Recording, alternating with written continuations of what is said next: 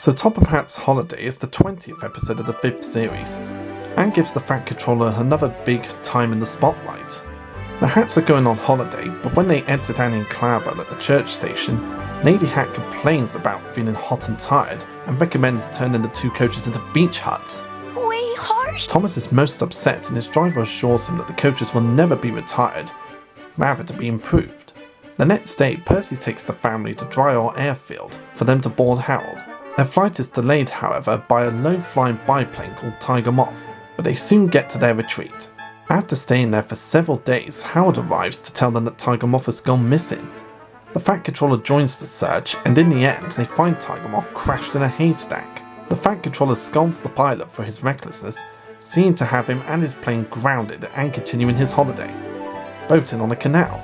However, they become bogged down in mud after being unable to be pulled out by other boats. Percy helps them to Tidmouth Halt. At the station, Thomas with his improved coaches Annie and Campbell are waiting for them.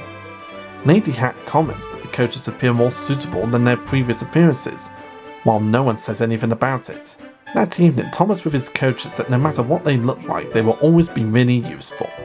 This episode marks the very first appearance of Tiger Moth, a very rude biplane who has a tendency to fly very low and do dangerous tricks to show off. Tiger Moth was originally meant to be based on a de Havilland Tiger Moth. However, according to Robert Galgallers, due to budget constraints, Tiger Moth's model was reused from a Nearport 17 biplane, which was originally intended to be a different plane altogether called Happy Topper's biplane. He is painted in yellow and red. According to concept artwork, Tiger Moth was originally meant to be painted infrared and matte silver, and the biplane would continue to make various appearances throughout the TV series. He even got to appear in this magazine story, where he had a face for some reason, despite not having won the TV series. On the one hand, it is very odd that this character would have a face in a magazine story when he didn't have one in the TV series, but on the other hand, it's a kind of a cool addition to the magazine story. And his propellers being that way in this picture makes it look like he's got a massive Dr. Robotnik moustache. Snooping as usual, I see. It's very weird yet hilarious at the same time.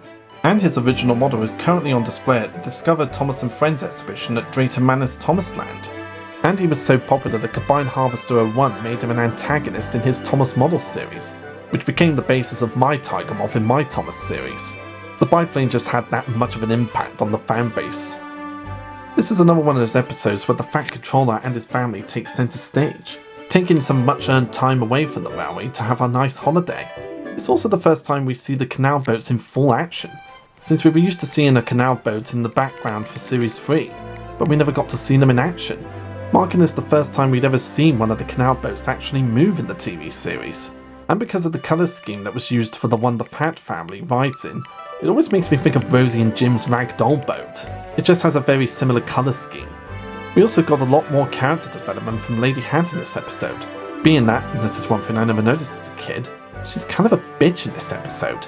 I mean, all she does in the episode is complain about how dirty things are on the railway, and even grumbles about Annie and Campbell's appearances. Those coaches are old and uncomfortable. Why don't you use them as beach huts instead? Most people your age die. Why won't you? Now, you'd think that this would make her a completely unlikable character, but because of that hilariously snooty voice Michael Angelis gave her, it makes it hard for me to hate her. It's just really funny hearing her say these lines in this voice, especially her reaction to Annie and Campbell's new paintwork. My! Exclaimed Lady Hatt. What splendid coaches! So much more suitable than those old beach huts on wheels. No one said a word. Just the way she says it is laugh your ass off hilarious, and the fact that she doesn't recognise the two makes it all the more hilarious. And having Annie and Campbell be repainted and refitted was a really great way to introduce their brand new cleaner models, since I heard that the original models had a lot of wear and tear on them at the time, so the team opted to make brand new models. And writing in that they were going to get smartened up and repainted is a really excellent way to introduce these new models, making it canon.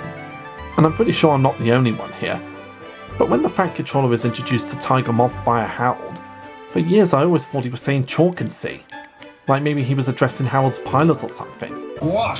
Where's that? Gasped the Fat Controller. That's Tiger Moth, rumbled Harold. It's rude and flies much too low.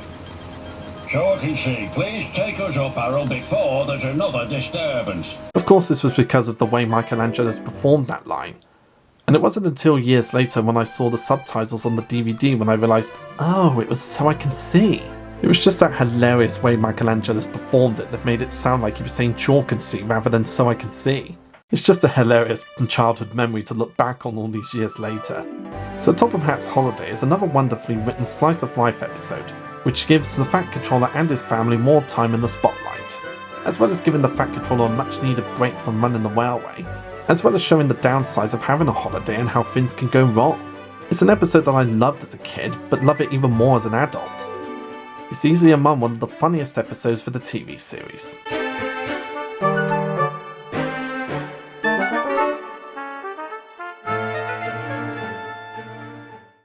Shorty sheep. Yes!